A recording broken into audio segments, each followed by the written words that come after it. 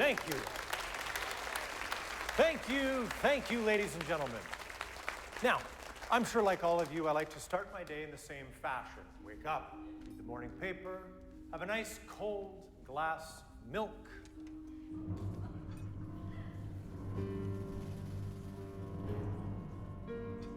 Now, of course, I make sure that I never, ever dare waste a single drop.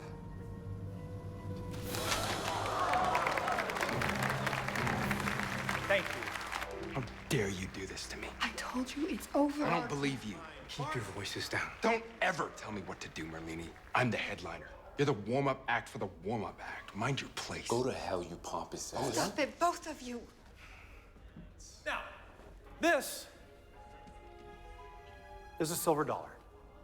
It is 1 ounce of virtually 100% silver, feels good in the hand, but even better in the air.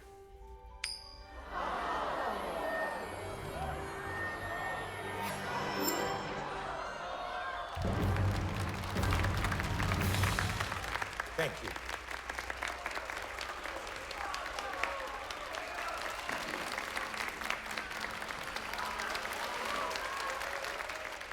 Are you okay? She's fine. I wasn't talking to you. Celeste, are you okay? Thank you, Winnie, but I'm fine. Just don't forget to smile. What a stupendous display of close-up magic from the incomparable Ben Sellers and his assistant, Winnie. And now, gentle friends, we bring to the stage the man you've all been waiting for.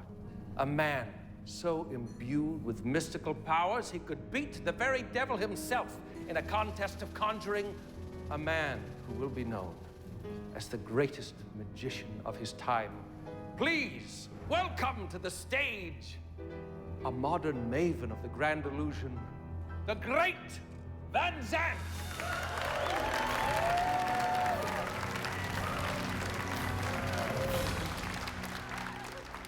Thanks first to Merlini and Sellers for warming up for me tonight. And I promise, your evening is about to get a lot more magical.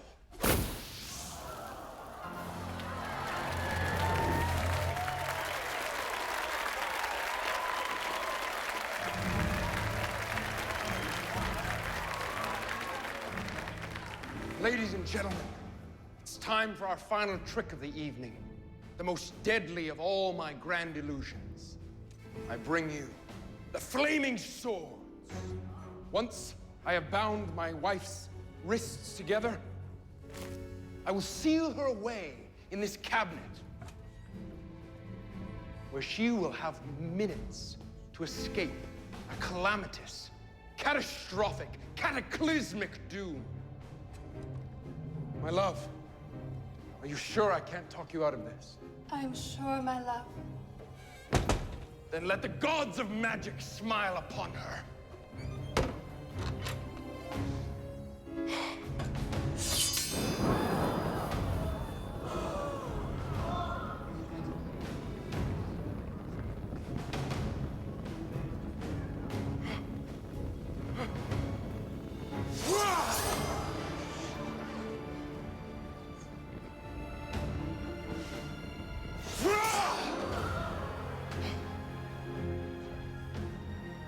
Have I killed my true love?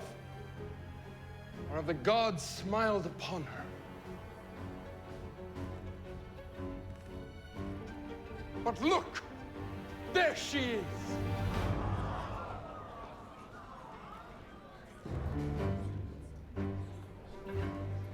But look! There she is!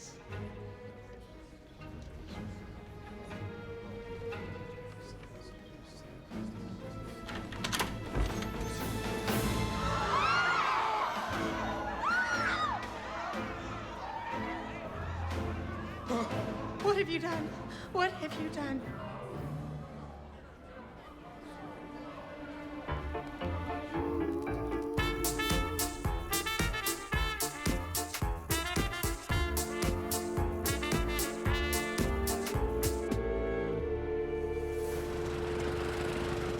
So what happened? without revealing any secrets, I'll say a technical issue caused Celeste to become trapped inside the cabinet. The great Van Zandt had no idea. What have the police said about it? It's only been a few days, so they've yet to make a determination, ongoing investigation, etc., etc. But in the meantime, they've released Van Zandt, thank God, and he's back at work inventing a new finale. How can we help? If I let you inside my circle of trust, you must promise to keep everything I say absolutely secret. Well, we are known for our discretion. So I've heard. I am plagued by a most horrid suspicion about Celeste's death. You think foul play was involved? I don't know. But if there was some form of chicanery involved, it would take a magician to pull it off. Well, did you tell the police your theory? Yes, but to no avail. I have no proof, and the detective has no imagination. Oh, let me guess, Detective Grayson. Smith, why do you ask? It's not important. We'll take the case, but we're gonna have to get close to the magicians in question, get inside their circle of trust. What do you propose? Van Zandt needs a new assistant. You know what happened to the last one, right? It will never work, Miss Drake. You need to know the craft of magic, and you need to have very fast hands. Well, I don't know a lot about magic, but I am a quick study, and your watch. Quick hands. When can you start? Right away. Why don't you check in with Flo, see if she can look at Celeste's body and find anything unusual? Will do. Since I'm going undercover, you will be in charge of the investigation. So I'll be the boss. It's about time. Welcome to the Magic Mansion. By day, a social club for magicians. By night, a magical cabaret. The first of its kind. I've always wanted to visit, but it's better than I imagined. 5 years ago, I set out to create a place where magi could share their ideas and further their craft, but jealousy and infighting corrupted my utopia. Yes, well, the road to hell is paved with good intentions. Indeed. I chose 3 magicians to highlight the 3 schools of magic.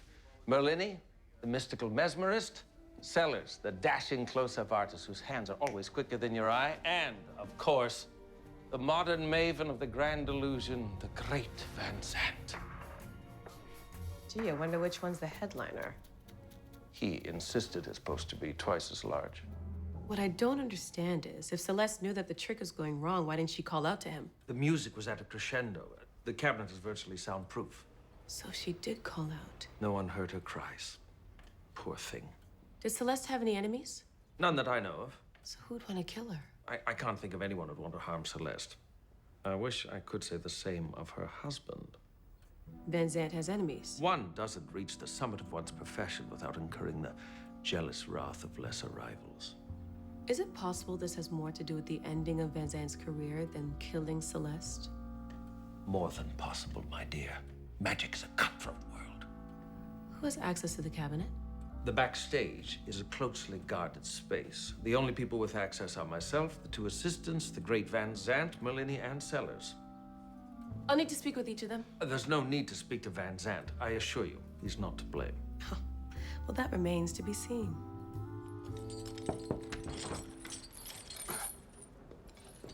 If I wanted an escape artist, I'd book Houdini. The Flaming Swords is finished. I'm trying to come up with ideas for a new finale. Who's she? Your new assistant, Emily Blake. Don't tell me you hired someone without even talking to me. I didn't want to overburden you, dear boy. And I know Celeste is irreplaceable, but she would want us to carry on into the future. The future. So what happens if the police decide to come and lock me up? Have faith, Van Zandt. They'll determine your innocence post-haste, but we must be ready to resume performances. I'll allow you 2 to get acquainted. You're pretty enough. Thank you. I think. Let me get these chains out of the way for you. You know, I just finished a 6-month stint assisting the great Thompson in London. Never heard of him. Wow, it's incredible. He taught me so much. What pearls of wisdom did the great Thompson share with you? The cardinal rule of magic. Every single illusion is based on one simple principle. And what is that? Misdirection.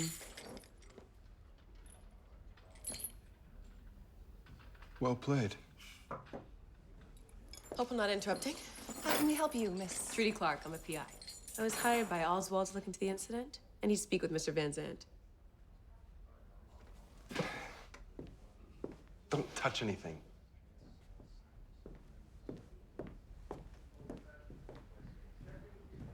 Wanted to introduce myself. I'm Winnie Hudson. I assist Mr. Sellers. It's a pleasure to meet you, Emily. Well, I see you met Van Zandt. He can be a bit... what's the word? Prickly? That's it. Prickly. I suppose it's understandable, just having lost his wife. Sure. You don't sound so sure. You can tell me, assistant to assistant. Van Zandt can be awfully mean to Celeste.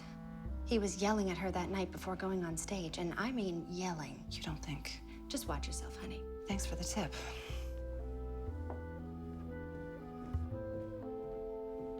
Are you asking if I tried to kill Celeste? I'm just trying to figure out what happened. What kind of magician would intentionally kill his assistant in front of a packed house? Interesting that you'd call her your assistant and not your wife. Can we speed this along? I have a new finale to come up with. Did you check the equipment before you went on stage? No, that was Celeste's job. She handled all of that. So she should have known that something was wrong with the cabinet. Why didn't she? I don't know. I honestly don't. Do you know of anyone else who would have tampered with the cabinet? Well, I can think of a couple.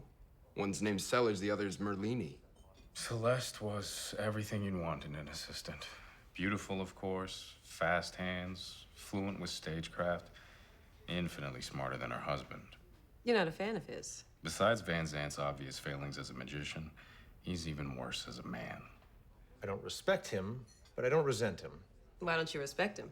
Well, the magicians I respect, like Thurston and Blackstone, they invent their own tricks. And Van Zandt doesn't? Some of his simpler tricks, sure, but the one that made his career, Flaming swords? despite what he claims, I'm positive he didn't invent it. The design, the build, it's far too complex for Van Zandt. Well, if he didn't, who did? You know, I've heard whispers about a kind of black market for tricks. Apparently there's this mystery man. I guess he's a kind of broker. What's his name? Frost. That's all I know about him. Let's move quickly, Mary. I don't want the coroner finding us sneaking a peek at our most famous resident. Trudy said we had to look for anything unusual. How about getting killed by 2 flaming swords? That's pretty unusual. Poor girl. What a way to go. She was just doing her job. Okay, this is unusual. Look at her wrists. They were bound with ropes and no apparent tissue damage. If you were trapped in a cabinet and knew you were about to die, You'd struggle like the dickens to get out. So where's the rope burn? Mind if I come in? Who are you? Detective Grayson. And you are? Emily Blake. Emily Blake. You know, I could swear that we've seen each other before. I would remember a face like yours. I will take that as a compliment. Where's Detective Smith? Gout. A real nasty case I'm taking over for him. My condolences for your loss. I'm gonna need to see the magical apparatus. There is such thing as the magician's code of secrecy. Yes. My badge trumps your code. Shall I come along? No, stay here. Don't touch anything. Yes, stay here. Don't touch anything. The apparatus hasn't been moved since the accident? No, Detective Smith ordered us to keep the cabaret locked. I can promise you, no one's been in or out. Okay.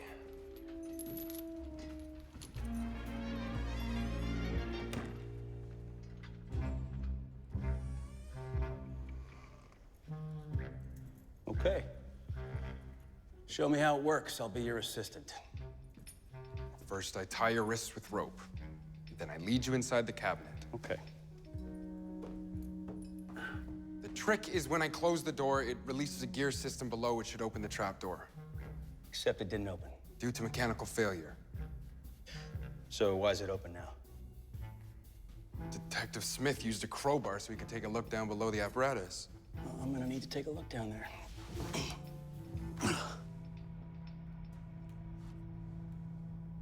So, under normal circumstances, the trapdoor would open, Celeste would jump down. What happens next? And she would use that blade on the table there to cut through the rope on her wrists. And then she would run through that tunnel there onto the stage and pop up behind the audience for the reveal. Very practical design. You got a background in mechanics? No, I have a background in magic. Yes, I suppose you would. So, those are the gears in question. Any idea why they would have stopped working? Wear and tear, I suppose. We've done the trick hundreds of times. There's no backup in case the trick malfunctions. There is a way for Celeste to open the door from inside. So why didn't she? I don't know. You know, Van Sant, there's a lot of things you don't know. I would expect that a husband would be a little more curious about why his wife died. There's scoring here on the gears. Little fine metallic dust. Looks to me like something metallic was jammed right in here. This was sabotage. I had nothing to do with that. I bet you didn't.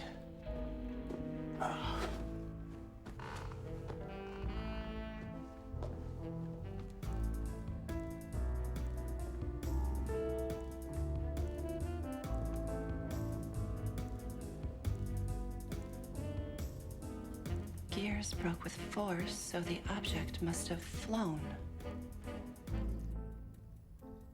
Somewhere over here.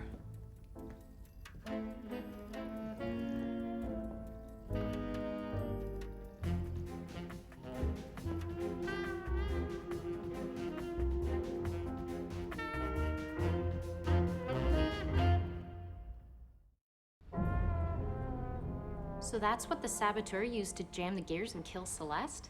How come the cops didn't find it? Good question. I think it flew clear when the gears jammed. Carson City Morgan's silver dollar. That's the same coin Sellers uses. So was he our saboteur? Not the smartest move, using your signature coin to commit a murder. I bet he didn't expect anyone to find it down there. Let me talk to Sellers and see what I can find out. I'll talk to Winnie. If Sellers was planning something, maybe she knows about it. Did you guys find anything on Celeste's body? Seems like she didn't struggle with her ropes much. Strange, right?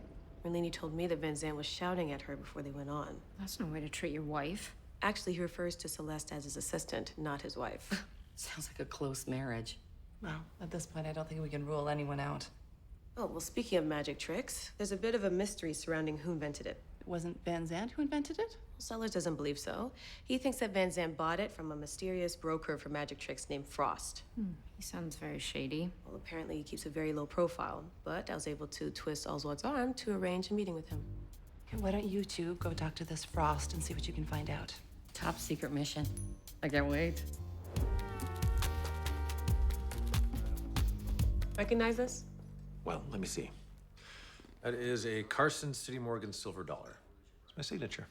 And what if I said it was used to sabotage the flaming swords? Anyone who knows what they're doing could use this coin to jam it in the gears. Who said anything about gears? Look, see the scoring along the edges? Clearly it was jammed into something metallic. I just took a guess. Lucky guess. Okay, watch this. Ready? Where'd it go? Check your purse.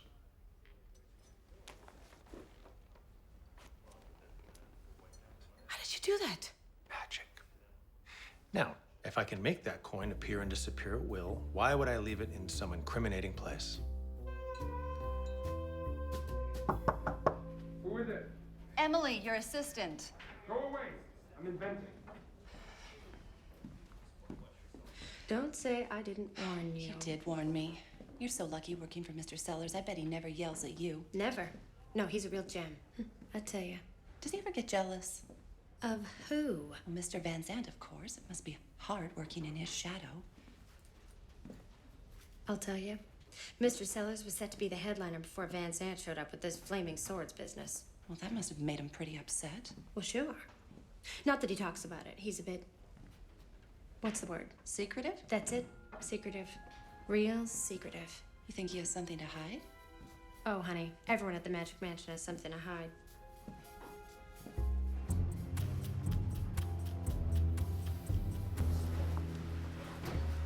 Mary, what's wrong? Nothing's wrong, Flo. Why do you ask? You haven't made a peep in almost 15 minutes, and that's an eternity in Mary time. All right, don't make fun. I'm just a bit scared. Oh, don't let a little fog throw you. No, it's not that. It's... All right, well, it goes back to Harriet Sim's birthday party in the 3rd grade. Her parents, they hired a magician, and he made this rabbit disappear, but then he couldn't make her reappear. What happened to the rabbit? Well, it got away and ran out into the street where it was crushed under the wheels of a passing cart. And ever since then, I just haven't been able to look at a magician without feeling scared. Well, here's your opportunity to get over your magic phobia. This is it? Yeah, here we are. It's the right address. No, but Flo, there's no sign or name on the door. This feels sinister. Oh, it'll be fine. The bell is silent. Strange. Oh! Come on, scaredy cat. Ooh, he doesn't want to let us in. See, Mary, there's nothing to be afraid of. You know, Flo, there are a few things. Where should I begin? What is that? Good afternoon. Who are you? Flo Chakowitz, this is Mary Shaw. We're with Drake Private Detectives. Are you Mr. Frost by any chance? Yes, I am. And you must be the two ladies that Oswald told me about. How may I help you? We heard you know something about the flaming swords. What of it? Well, we heard that you may have sold it to the great Van Zant. Do I look to you like the proprietor of your local magic shop? No. I do not sell magic tricks. I'm a middleman between the magician and the inventor. Some people would call me a broker. I prefer the word facilitator. But of course, in order to be good at my business, I'm also a practitioner of the craft.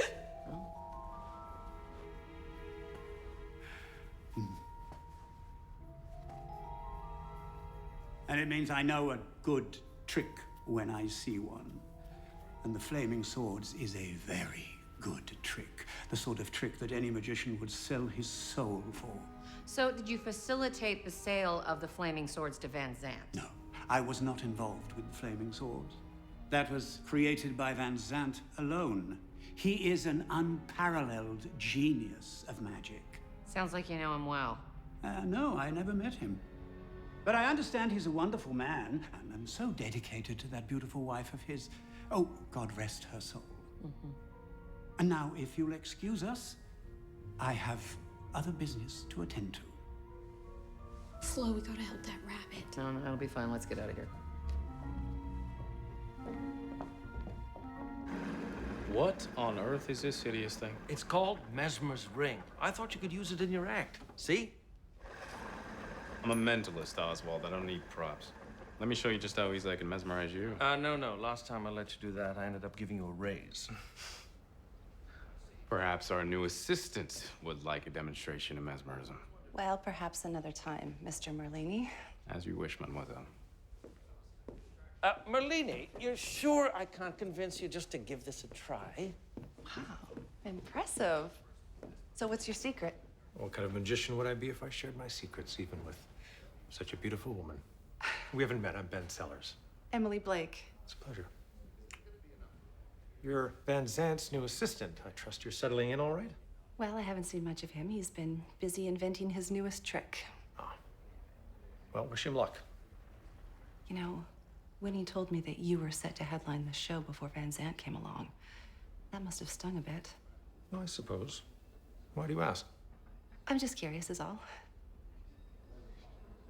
Do you mind if I ask you something a little bit personal, Ben? Of course. Well, Van Zant hasn't exactly welcomed me with open arms. He's been downright rude, to be honest. I'm sure he wasn't that way with his wife. Well, I wouldn't be so sure about that. Well, see, that's just it. I heard that the two of them were arguing right before they went on stage that night. Do you know what it was about? Well, that night I did hear her say something along the lines of, "It's over." Poor Celeste, she was so upset. You know, Winnie and I tried. We tried to cheer her up, but... Are you okay? She's fine. I wasn't talking to you. Celeste, are you okay? Thank you, Winnie, but I'm fine. Just don't forget to smile. It didn't help. She just was so glum on stage, you know, just blank. It's like, just not herself. You know, enough about that. Why don't I pour us a couple cocktails? What do you say? Rain check? Tell you what, I'll do even better than that. I'd love to take you out for dinner. It's a date. All right. Just the man I'm looking for. Ben Sellers, Detective Grayson. I'm investigating the death of Celeste Van Zant. I'd like you to come with me and ask you a few questions. All right, well, I had nothing to do with it. It's good to hear. Get your things.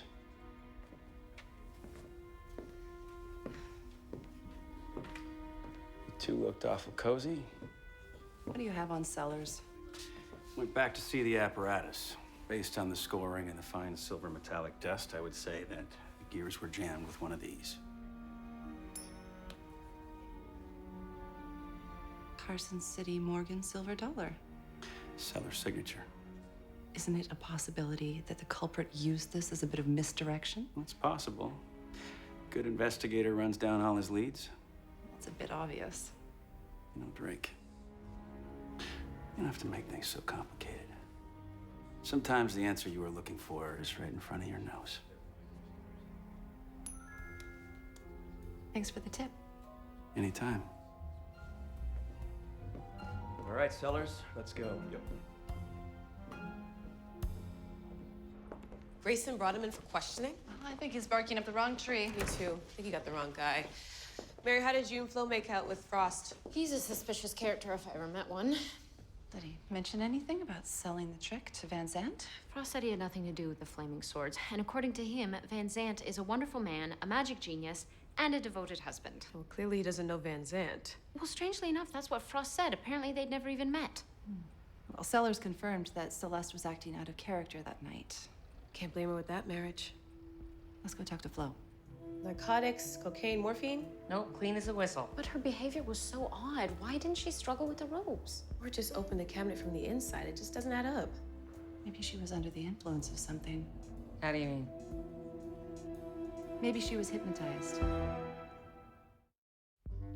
So the killer sabotaged the trick to trap Celeste inside the cabinet. But they needed to make sure that she would be compliant, so hypnosis is the perfect solution. I always thought hypnosis was just some parlor trick. Me too, but clearly we need to know more.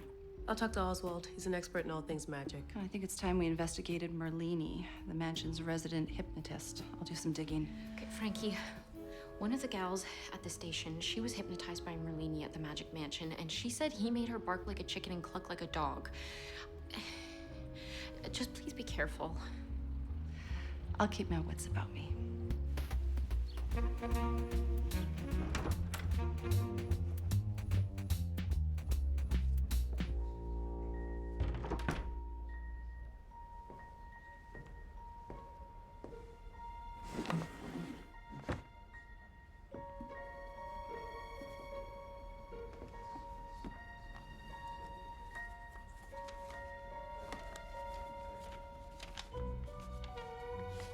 Love letters.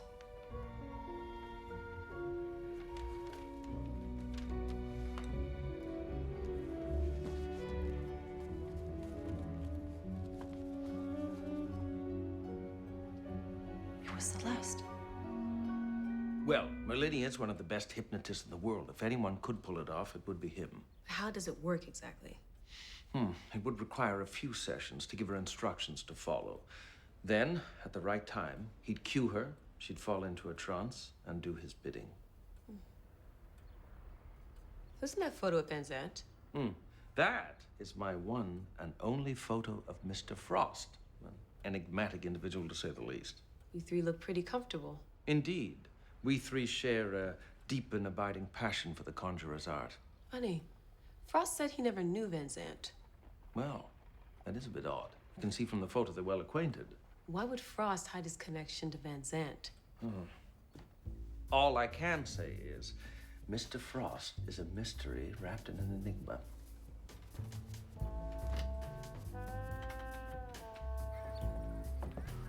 Merlini and Celeste were having an affair? Torrid, too, according to these letters. Seems like quite a read. But if he's so passionate about Celeste, why would he kill her? Take a look at these. They're all from the last few days. She broke it off with him. Maybe that's what Celeste meant when she said it's over. We need to look into this more. Yeah, I need to get these back before he notices. I'm gonna pay a visit to Mr. Frost. He lied about not knowing Van Zandt. Well, don't go alone. I hear he's shady.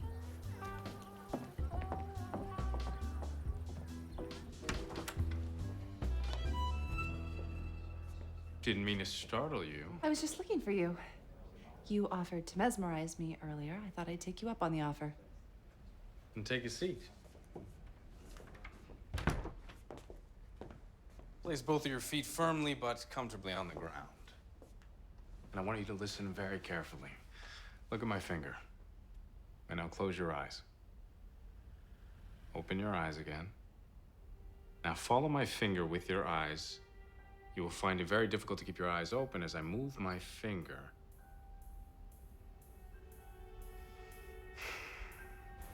Thanks for coming, Mary.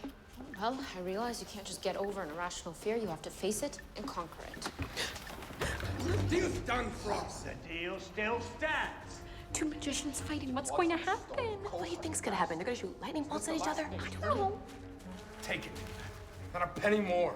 Think you're rid of me? Well, think again. Because I know the truth!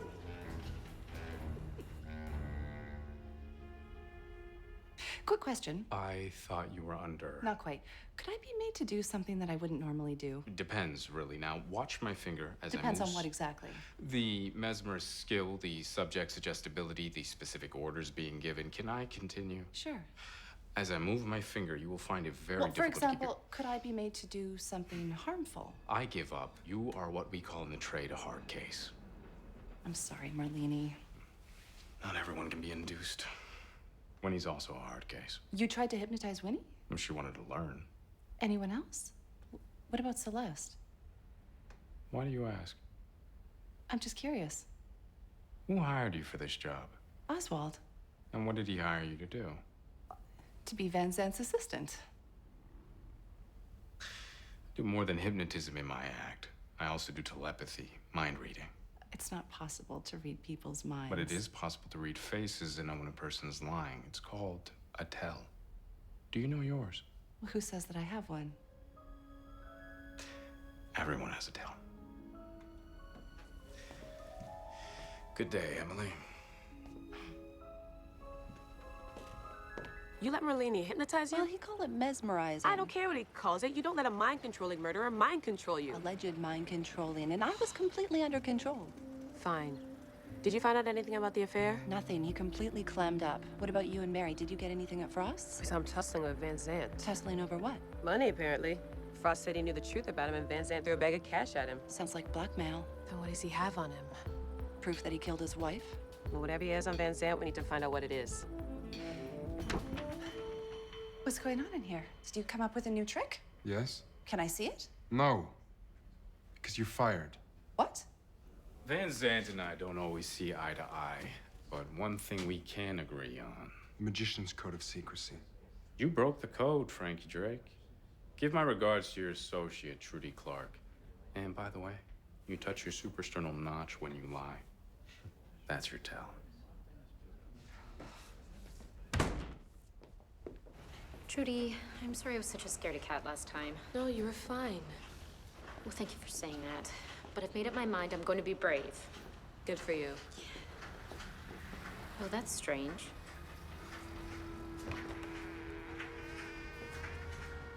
Mr. Frost? Anyone in here? Are you sure this is a good idea, Trudy? Hey, what happened to you being brave? You're right. There's nothing to be afraid of.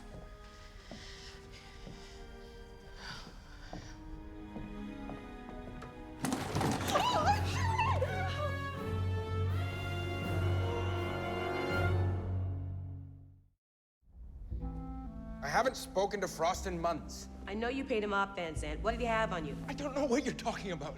Okay, but I have to work. Just a few more questions? Goodbye. Good luck with your trick. You wanted to see me? Oh, yes, Winnie. I wanted to show you my new trick. Would you please close the door and lock it? Of course, Mr. Van Zant. Yeah. Welcome here, Drake. You broke the code. Well, I think you broke a couple yourself, Merlini. Like the one about coveting thy neighbor's wife. So that's what you were doing in my dressing room. You know, you should really be more careful about hiding your love letters. I mean, what if Van Zant found out? Maybe that's exactly what you wanted to happen. Guess again. You're lying. Is that right? Everyone's got to tell. Look, Celeste was never going to leave the bastard of her own volition. So you thought if Van Zant found out, her hand would be forced? I was a fool. She chose Van Zant over me, not because she loved him. She could hardly stand the sight of him. So why did she stay? She said it was a complicated financial obligation. What does that mean? I didn't ask. She didn't tell. Magi's code and all that. I don't think Merlini did it. Me neither.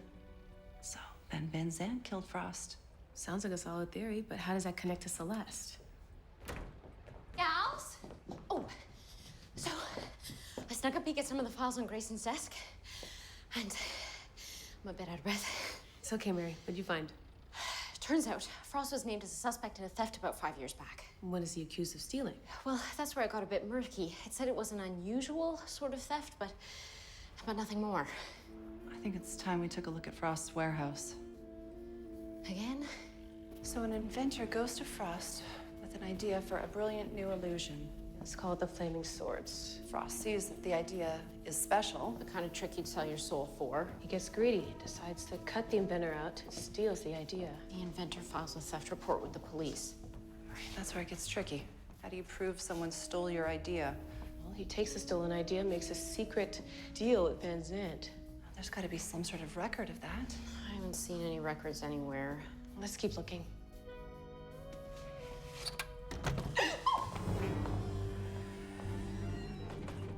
Magicians and their secrets.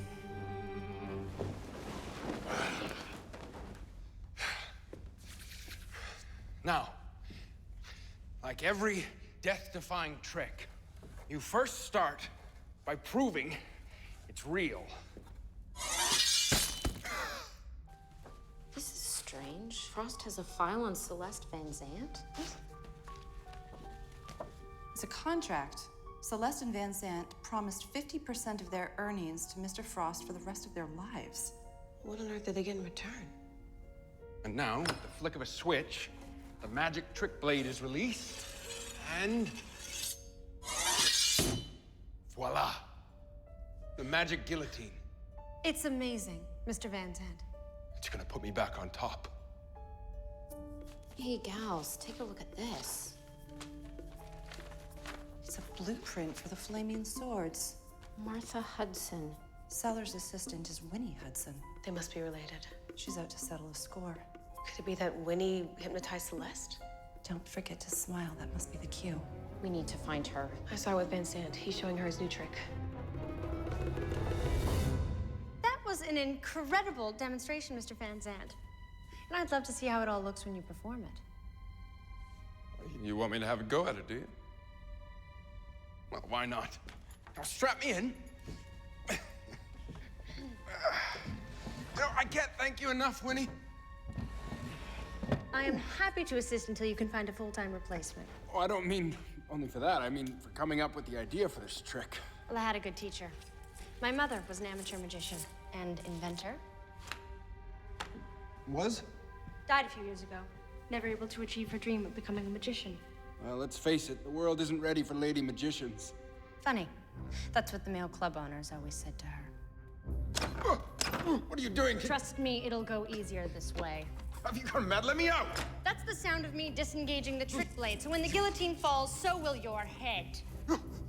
Whatever it is you're gonna do, don't do it! Stay back, or I cut this rope and he dies. You don't want to do this, Winnie. I need to finish this. I know what happened. Frost stole the trick from your relative, Martha. My mother. And sold it to Celeste and Van Zandt. Now you want to get revenge. That's it in a nutshell.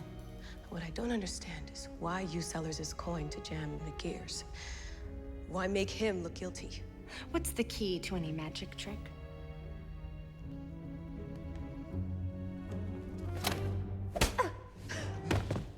Misdirection. Nice way to use the trap door. All that magic training paid off. What? You're not gonna let me out? You're the magician. Do it yourself.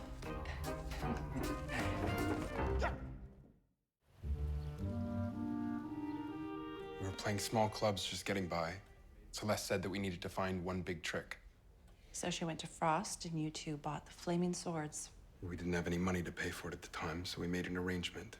50% of your earnings for the rest of your career. You sold your souls. That's what I said to Celeste, but she could be very persuasive. Classy move, putting the blame on your dead wife. Frost stole the idea from Martha Hudson, and she had to raise Winnie all by herself. She could have used that money. She died a few years later. Van Zandt, I hereby renounce your membership to the Magic Mansion. Your privileges are permanently revoked. You are banished for life.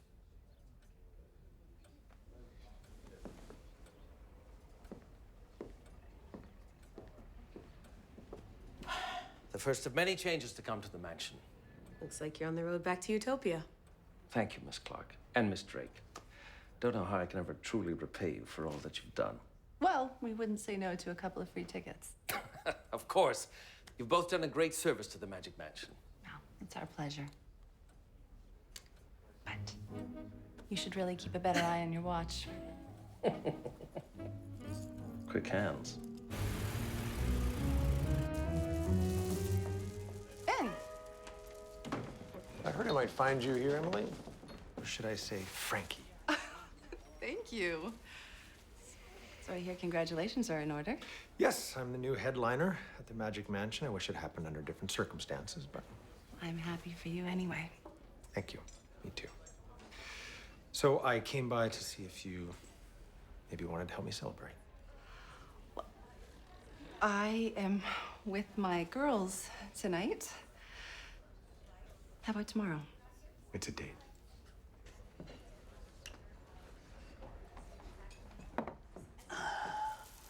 Nothing like a glass of whiskey to celebrate the end of another case. Sorry I didn't mean to eavesdrop. But you did anyway. Yeah, I did. So, hot date with a magician, huh?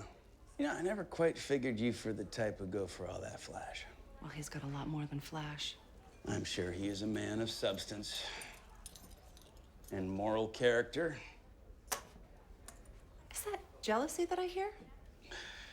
Come on. You can do better than that. Well, you know, Grayson, you don't always have to make things so complicated. Sometimes what you're looking for is right in front of your nose. Thanks for the tip. Anytime. See you around, Frankie Drake. See you around. Oh my goodness. It's like you got your hands full, and it's not with drinks. Nothing I can't handle. She is fighting them off with a stick. Now that's a gal after my own heart. Tonight is about us. Here's to Mary finally overcoming her magic phobia. Well, I don't know about that. I'm Merlini, but I don't see any magic shows in my immediate future. A toast to another case solved by the Drake Private Detective Agency. And to the 3 best friends a gal could have. Oh, cheers. Cheers. Cheers.